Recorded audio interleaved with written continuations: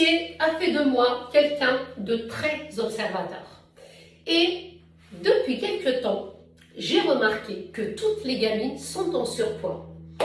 Elles sont en surpoids, c'est pas parce que c'est comme ça, elles mangent pas bien ou elles mangent trop, c'est des ados, elles vont changer. Non, c'est voulu, c'est fait exprès.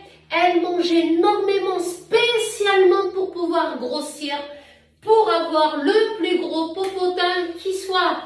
Et ça, franchement, je ne vais pas dire merci aux stars de télé-réalité américaine. Tout le monde sait de qui je parle. C'est pas très esthétique, c'est surdimensionné. Alors, tracter une charrette alors qu'on est toute jeune et on devrait être dynamique, svelte et juste tout ce qu'il faut là où il faut. Bien sûr, quand on ne l'est pas parce que c'est notre morphologie ou c'est héréditaire ou j'ai mangé trop, maintenant je vais stopper parce que j'ai pas pu contrôler mon appétit, c'est une chose. Le faire exprès, manger énormément, ne pas bouger pour prendre du popotin. N'oubliez pas que vous ne prenez pas que du popotin, vous prenez ailleurs. Et tout le monde est dans la limite de l'obésité.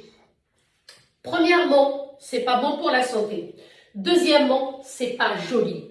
Troisièmement, ces stars de qui on parle, elles ne le font pas en prenant du poids. Elles s'injectent de la graisse dans les fesses, leur propre graisse, ou alors des implants pour donner cet aspect grosse fesse.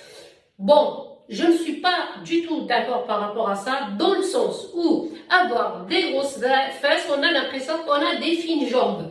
Mais grossir spécialement pour avoir des grosses fesses, n'oubliez pas que vous grossissez ailleurs, vous ne grossissez pas que sur les fesses. Donc on a des gros bras, une grosse taille, tout est gros, le visage, le cou, et c'est pas joli du tout. Ces fameuses stars de télé-réalité, elles sont revenues à leur ligne normale, c'est-à-dire elles ont ôté la graisse qu'elles avaient dans les fesses, elles font du sport, des régimes pour remaigrir. Maintenant, toutes ces gamines qui ont tout fait pour prendre du poids aux dépens de leur santé, eh ben, suivez, perdez maintenant tous ces kilos, ce qui est très compliqué à faire.